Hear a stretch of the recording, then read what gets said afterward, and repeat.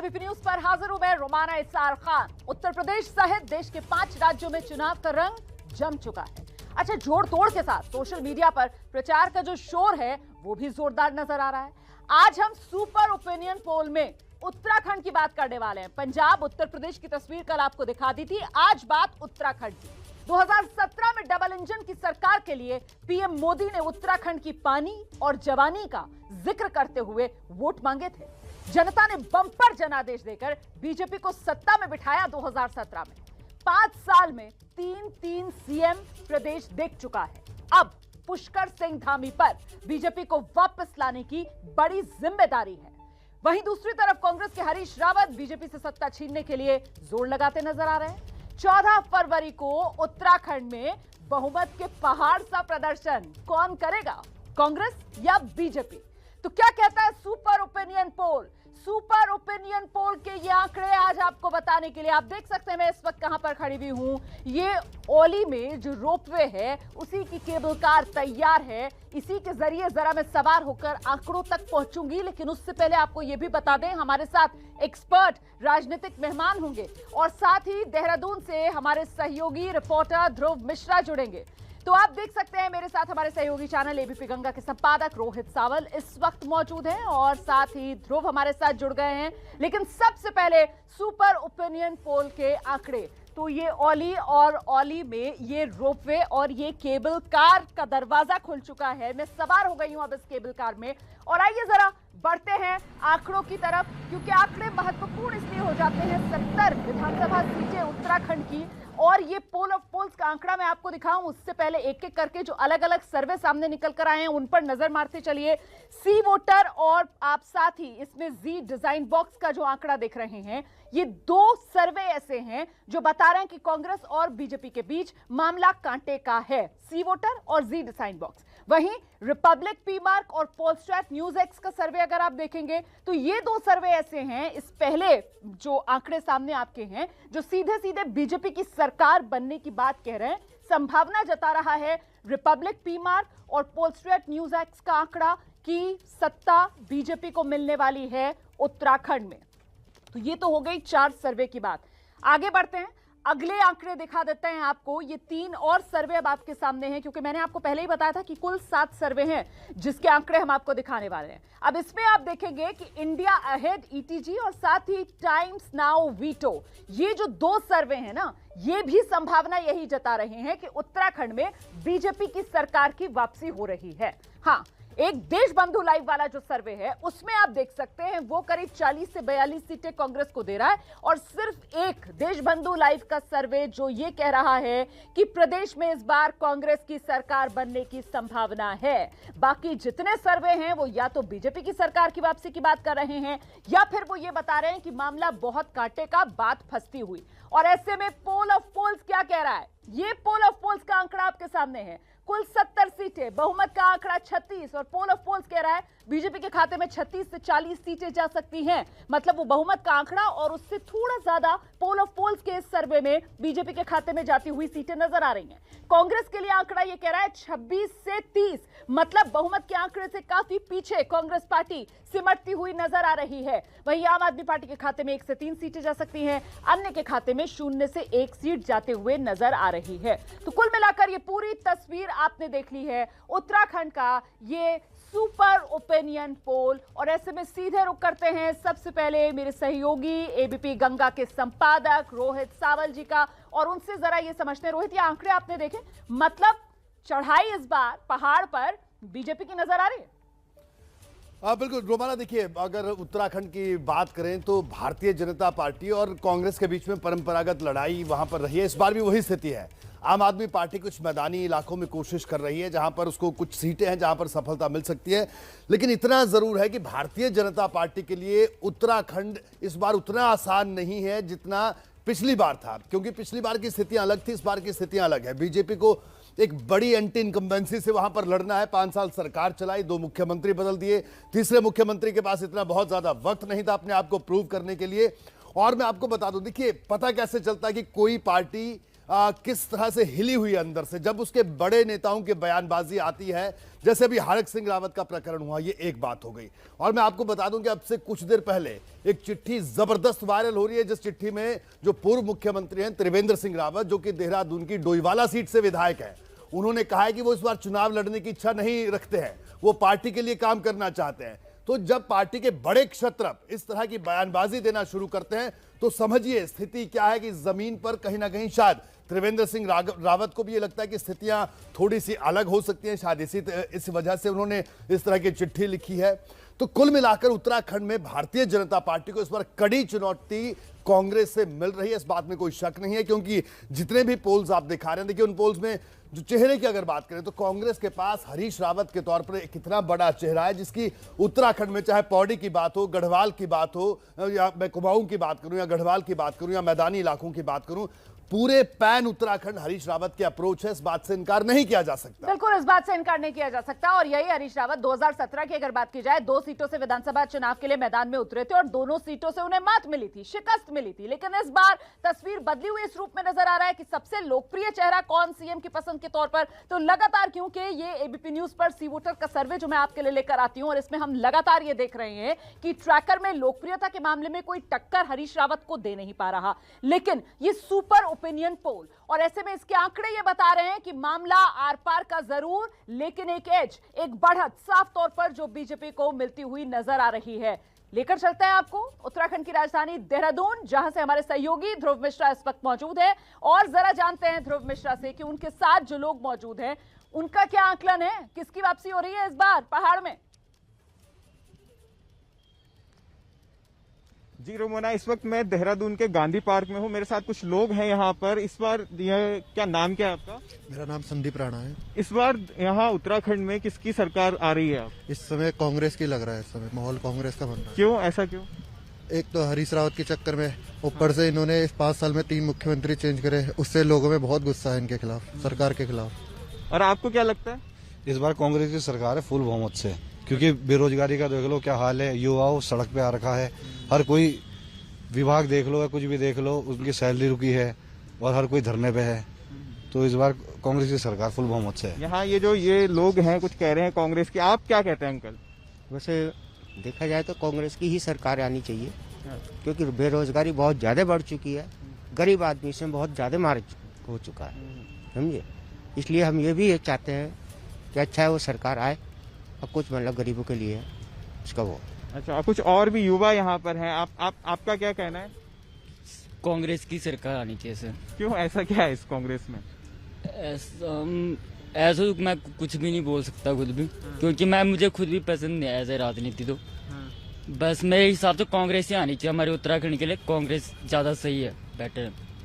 हाँ जी। अच्छा रोमाना, यहाँ जितने ज्यादातर लोग हैं ये तो कांग्रेस की बात कर रहे हैं, कुछ और जो युवा हैं, आपका नाम क्या है? मैं उत्तराखंड में तो पता नहीं, लेकिन धनोल्टी विधानसभा की बात करूं तो वहाँ तो कांग्रेस से जोत सिंह बिष्टी जी आ रहे हैं, पक्की बात है, फुल बहुमत उनके साथ रहेगा। और आपको क्या लगता है? कांग्रेस सरकार। कांग्रेस सरकार।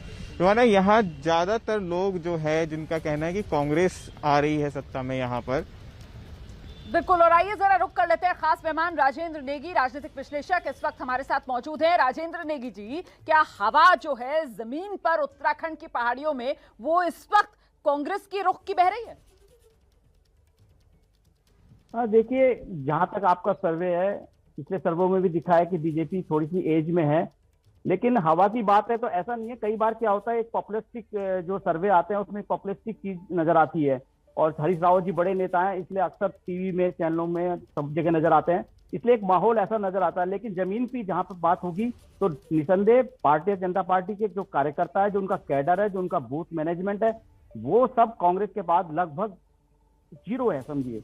तो जब चुनाव में बूथ मैनेजमेंट का नंबर आएगा, वोट डालने की बात आएगी, आदमी बात तो कई बार कहता है कि मैं इसको पसंद करता हूं, उसको पसंद, लेकिन जब उम्मीदवार तय होंगे, जमीन पे जाएंगे, प्रचार आगे बढ़ेगा, वो फिर प्रचार के बाद मन बनाएगा और वो बूथ तक पहुंचे, इसमें मुझे लगता है बहुत गैप होने वाला है और जितना दिख रहा है सर, कांग्रेस आप उतनी आगे नहीं जाने कांग्रेस के संगठन को लेकर सवाल खड़े कर रहे हैं, लेकिन यहाँ पलटकर कांग्रेस की तरफ से कहा जा रहा है कि साहब बीजेपी का हाल तो देख लो ना, 5 साल के अंदर एक सीएम तो रख नहीं पाई, 3 तो मुख्यमंत्री बीजेपी को बदलने पड़े, तो यहाँ तो आपस में इतनी सिर फुटअव्वल है, इतनी फूट है, उससे कैसे निपटेगी बीजेपी?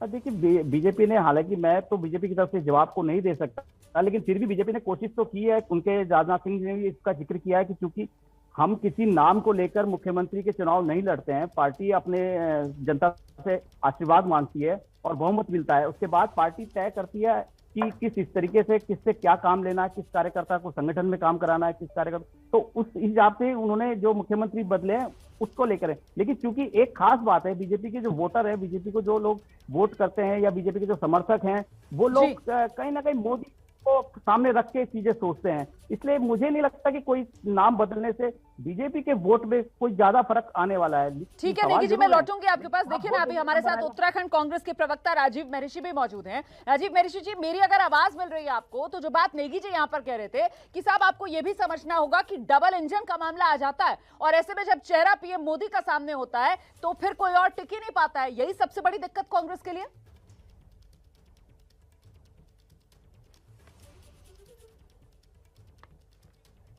अनम्यूट करना पड़ेगा आपको। राजीव जी, आपकी आवाज नहीं आ रही है, जरा अपना जो माइक है उसको अनम्यूट कीजिए पहले। जी, मैं रोमाना जी नमस्कार। मैं आपको ये बता देना चाहता हूँ, भारतीय जनता पार्टी की जो भ्रष्ट और निकम्मी सरकार इस उत्तराखंड में रही, इसने बेरोजगारी, महंगाई और पलायन इस हद तक बढ़ाया कि इस प्रदेश में पूरी तरीके से आज युवा हमारा जो है, हमारे युवक युवतियां जो है पूरी तरीके से परेशान है। यहाँ जो बेरोजगारी का रेट है वो नेशनल रेट से ऊपर है।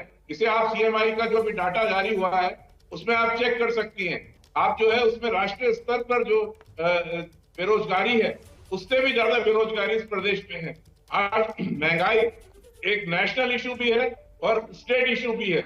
तमाम जो है चीजों के जो इन्होंने दाम भारतीय जनता पार्टी की सरकार ने बढ़ाए हुए हैं। राजीव जी, आपने खुद बेरोजगारी का मुद्दा गिना दिया, आपने खुद महंगाई का मुद्दा गिना दिया, बावजूद इसके जो आंकड़ा है वो ये बता रहा है कि बाजी बीजेपी मारती हुई नजर आ रही है। आप लोग तो बहुमत के आंकड़े से दूर हैं सर, 26 से 30 सीटों पर कांग्रेस पार्टी सिमट रही है। इसीलिए मैंने सवाल पूछा कि बात डबल इंजन की आ जाती है, इसलिए मुकाबला नहीं कर पा रहे हैं क्या? देखिए रोमाना जी, डबल इंजन भी इस बार उत्तराखंड पे नहीं, इस बार पहाड़ नहीं चढ़ पाएगा। डबल इंजन पूरी तरीके से फेल रहेगा। आप देखिएगा, तमाम सर्वे आपका है, स्वागत है उस सर्वे का, लेकिन मेरा ये कहने का मतलब है कि सर्वे तो और भी आ रहे हैं। तमाम सर्वे, कल भी कुछ सर्वे आए हैं, तमाम सर्वे जो है भारतीय जनता पार्टी को शिकस्त पे रख रहे हैं और कांग्रेस पार्टी को आगे बढ़ा रहे हैं, कांग्रेस पार्टी को एडवांटेज दे रहे हैं। नहीं सर, आप स्वतंत्र हैं सर्वे को इंटरप्रेट करने के लिए, सर्वे इस पर अपनी टिप्पणी करने के लिए, लेकिन मैं कोई एक सर्वे की बात नहीं कर रही हूं। मैं तो 7 अलग अलग सर्वे एजेंसीज का सर्वे लेकर आई हूं और इन 7 में से सिर्फ एक सर्वे है जो ये प्रेडिक्ट कर रहा है कि उत्तराखंड में कांग्रेस की सरकार आएगी, और बाकी जितने सर्वे हैं वो या तो बीजेपी की सरकार की वापसी की बात कर रहे हैं या फिर ये कह रहे हैं कि मामला फंसा हुआ है, फाइट टाइट है। आपके पास मैं लौटूंगी, लेकिन इस बीच मेरे वरिष्ठ सहयोगी दिबांग भी इस वक्त हमारे साथ मौजूद हैं। दिबांग जी, आपने सुनी अभी तक की चर्चा और आपने आंकड़ा भी देखा, आपका आंकलन?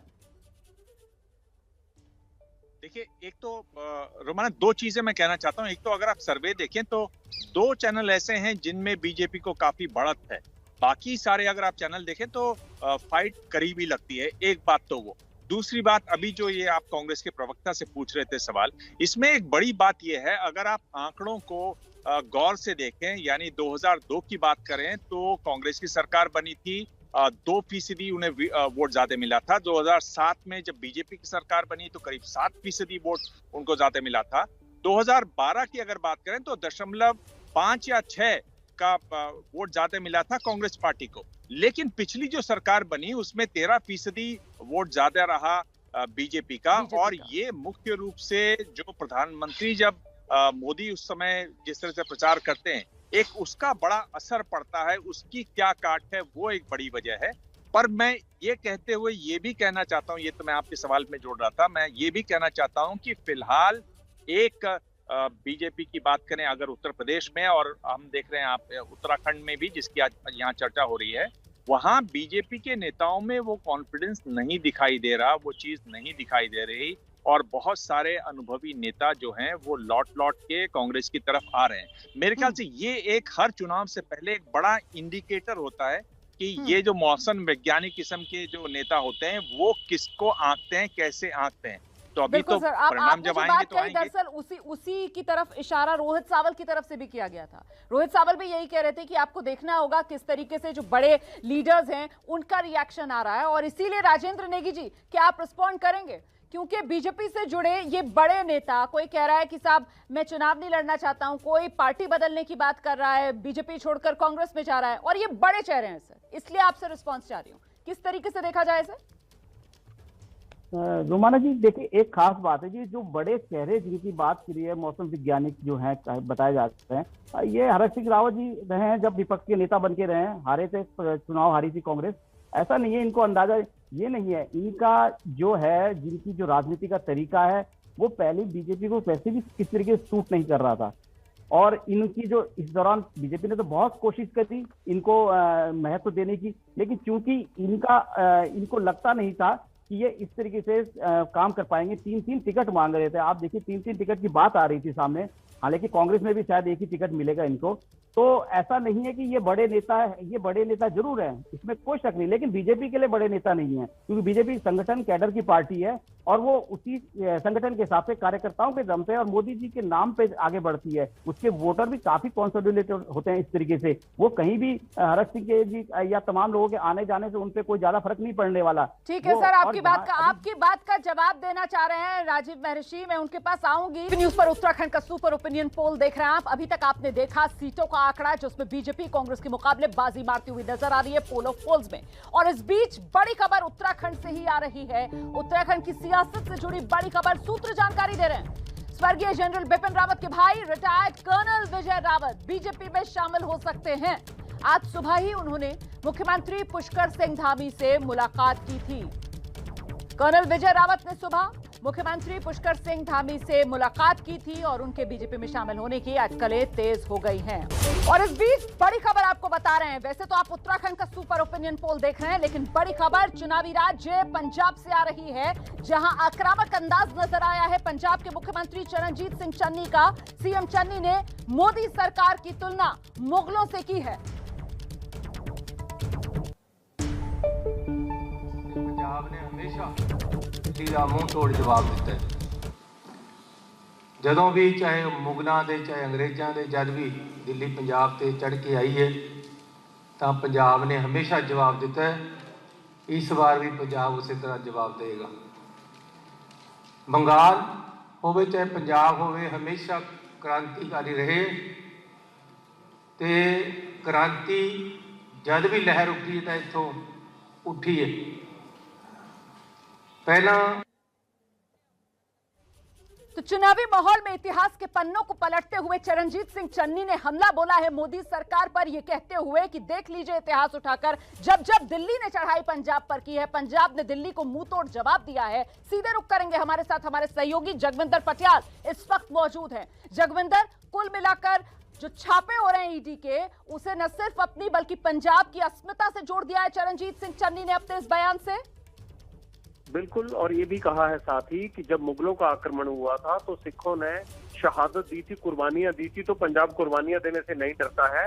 अगर आप चुनावी माहौल में माइनिंग के केस में एफआईआर में मुझे दागी करने की कोशिश कर रहे हैं तो पंजाब के लोग मेरे साथ खड़े होंगे। उन्होंने ये भी आरोप लगाया है कि केंद्र एजेंसियों का बेजा इस्तेमाल कर रहा है, गलत इस्तेमाल किया जा रहा है, और जिन लोगों को पकड़ा गया माइनिंग केस में एफआईआर में मेरा नाम जोड़ने के लिए उन पर दबाव डाला जा रहा है, उनको यातनाएं दी जा रही हैं, और ये कहा जा रहा है कि वो मेरे इशारे पर काम करते थे। इस तरह की बातों का जिक्र करें। मुझ पर आज तक कोई लांछन नहीं लगा, लेकिन मुझे दागी करने की कोशिश की जा रही है।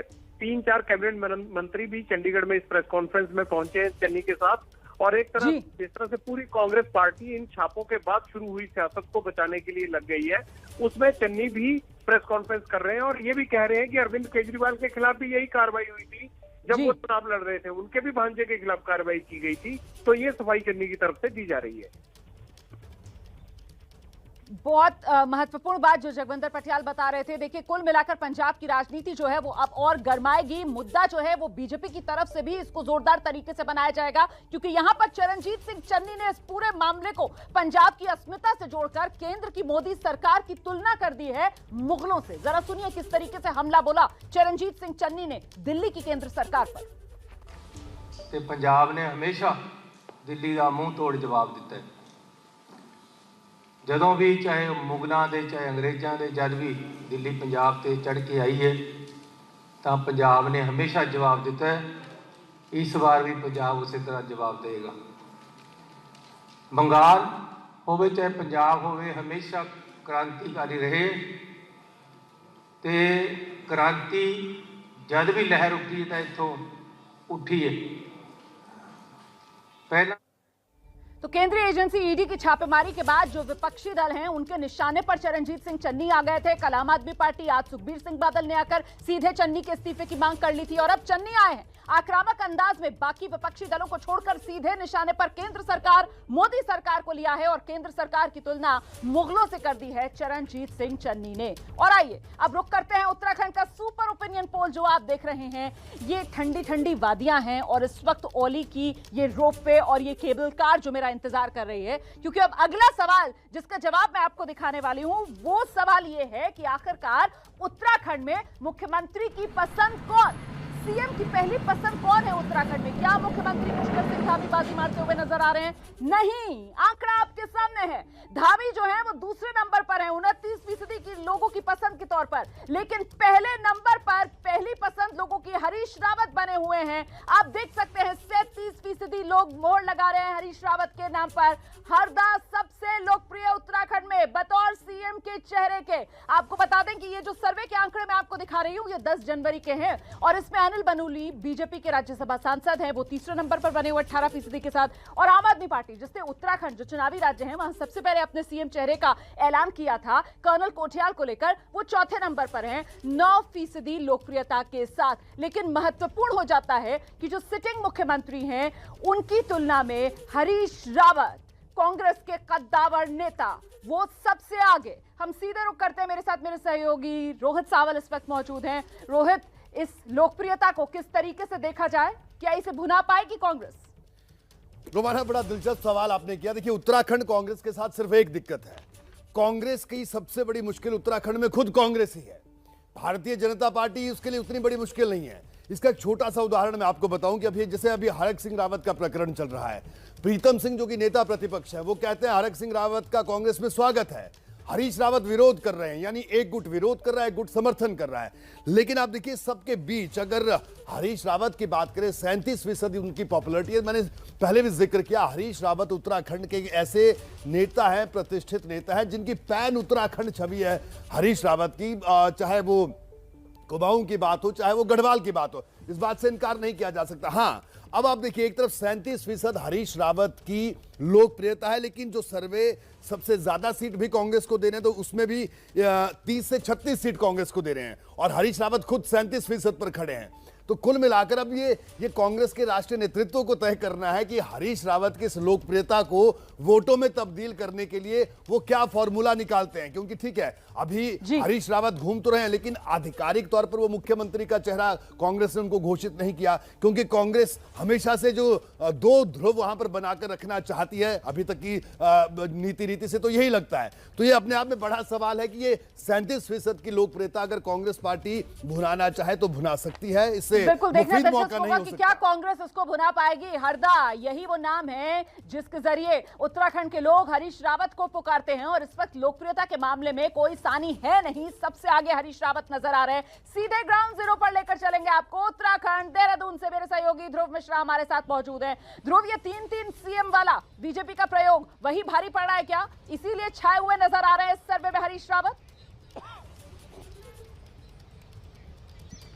जी बिल्कुल रुमाना, देखिए जिस तरीके से बीजेपी ने यहाँ पर जो है ये सीएम बदले, उसके बाद जो कोई एक व्यक्ति नहीं रहा जिस यहाँ की जो एक बार डिलीवर कर पाए, कोई योजना बना पाए। एक ने योजना बनाई कि दूसरा फिर जो है वो पलट दी गई, फिर तीसरा मुख्यमंत्री आया उसने पिछले मुख्यमंत्रियों की योजनाएं बदल दी। हो सकता है क्या ये वाला मुद्दा यहाँ पर रहा हो क्या कहते हैं आप, जो हरीश रावत हैं मुख्यमंत्री की रेस में सबसे आगे हैं, इस पर आप कितने सहमत हैं?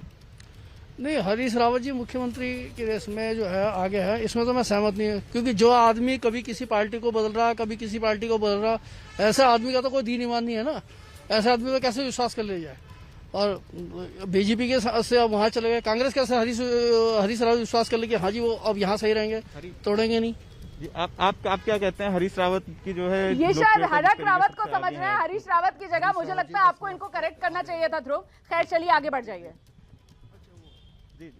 जी जी ये हरीश रावत ठीक है, हरीश रावत जी आ रहे हैं। हरक सिंह तो ये तो सत्ता में मलाई खाने वाले लोग हैं। 5 साल इधर रहते हैं, 5 साल इधर रहते हैं। हरीश रावत के बारे में क्या कहते हैं आप?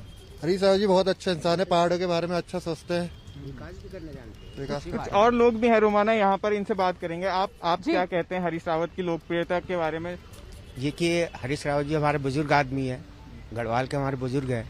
हम तो यही कहेंगे, क्योंकि हमने तो जब से उनका, बल्कि गढ़वाल के अंदर देखा जाए ना, तो कांग्रेस को जो हरीश रावत ही लाने वाले थे, और उनके माध्यम से आज तक कांग्रेस का वो रहता है।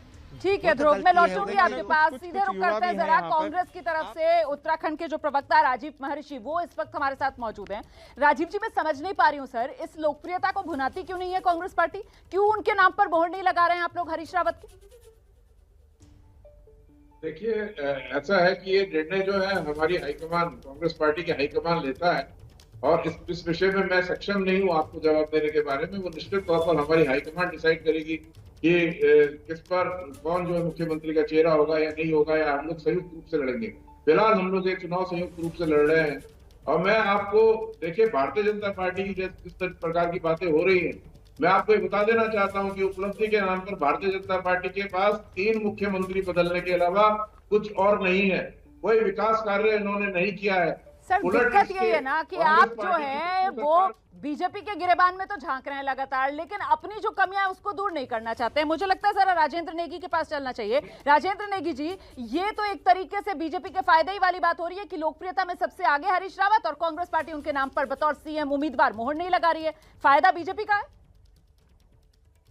देखिए, फायदा नुकसान जहां तक है, देखिए एक को फायदा होगा दूसरे को नुकसान होगा, ये तो होता ही होता है, 100% में से ही बचना है। लेकिन इतना तय है कि हरीश रावत जी जो पॉपुलैरिटी में ज्यादा दिख रहे हैं, क्योंकि कांग्रेस में और कोई नेता उनके आसपास वजूद का है ही नहीं, तो जितना भी शेयर होता है वो सारा शेयर हरीश रावत जी को जा रहा है कांग्रेस का। और जो भाजपा में चूंकि बहुत सारे नेता हैं, जैसे आपने 2 नाम तो आपके सर्वे में भी आए, हो सकता है बहुत छोटे छोटे सर्वे औरों की परसेंटेज औरों की भी आई हो, वो मेंशन ना हो गई, तो इसलिए भाजपा के कई नेताओं में ये पॉपुलर वोट बढ़ जाते हैं। तो अन्य जो है उसमें 7% लोग जो हैं वो अन्य नामों पर कर रहे हैं, लेकिन ये एक ओपन एंडेड सर्वे होता है और इसमें लोग अपनी पसंद से नाम तय करते हैं। और कुल मिलाकर इस सर्वे के अंदर दिबांग साफ तौर पर हरीश रावत के मुकाबले दूर दूर तक कोई नजर नहीं आ रहा है। हरीश रावत 37% और जो मुख्यमंत्री हैं सिटिंग सीएम धामी वो 29%। रुमाना जी बिल्कुल, मैं आपके जी दिबांग जी कि वो काफी आगे हैं बाकियों से, ये साफ इसमें दिखाई देता है। देखिए, अगर आप देखें हरीश रावत को, पिछले दिनों मैंने उनसे बात भी की थी, एक तरीके से अनुभवी नेता हैं, परिपक्व नेता हैं, और पहाड़ के बारे में एक व्यापक सोच है उनकी, पुराने तरीके के नेता हैं। आप कोई भी सवाल पूछ लीजिए। और इस बीच ये तस्वीर हम आपको दिखा रहे हैं, उत्तर प्रदेश की ये तस्वीर है। उत्तर प्रदेश में गठबंधन के साथियों के साथ बीजेपी जो पेच अटका हुआ था, कितनी सीटें अपना दल को दी जाएंगी, कितनी सीट निषाद पार्टी के खाते में जाएगी, उसी को लेकर ये बैठक, महत्वपूर्ण बैठक जो चल रही थी। और इसमें आप देख सकते हैं पार्टी अध्यक्ष जेपी नड्डा, गृहमंत्री अमित शाह, उत्तर प्रदेश के मुख्यमंत्री योगी आदित्यनाथ, अनुप्रिया पटेल अपना दल की नेता बैठी हुई नजर आ रही है। निषाद पार्टी के संजय निषाद को आप देख रहे हैं बैठा हुआ, उनके बराबर में आप देख रहे हैं डिप्टी सीएम दिनेश शर्मा बैठे हुए हैं। और ये तस्वीर महत्वपूर्ण इसलिए हो जाती है क्योंकि इंतजार किया जा रहा था कि आज बीजेपी की तरफ से उत्तर प्रदेश में सहयोगियों को साधने का जो फॉर्मूला है वो सामने आ जाएगा। और जो सूत्रों के हवाले से खबर आ रही थी उसके मुताबिक जो निषाद पार्टी है उससे चंद सीटें ज्यादा अनुप्रिया पटेल की अपना दल के खाते में जा सकती हैं। तो आखिरकार क्या है वो सहयोगियों को साधने का फॉर्मूला, जैसे ही वो एबीपी न्यूज के हाथ लगेगा मैं आपके साथ साझा करूंगी। फिलहाल ये तस्वीर बेहद महत्वपूर्ण हो जाती है बीजेपी गठबंधन में शामिल दलों के साथ बैठक करते हुए। और अब इसी के साथ उम्मीद की जा रही है कि उत्तर प्रदेश में साथियों को कितनी सीट दी जाएगी, इस पर मुहर लग जाएगी।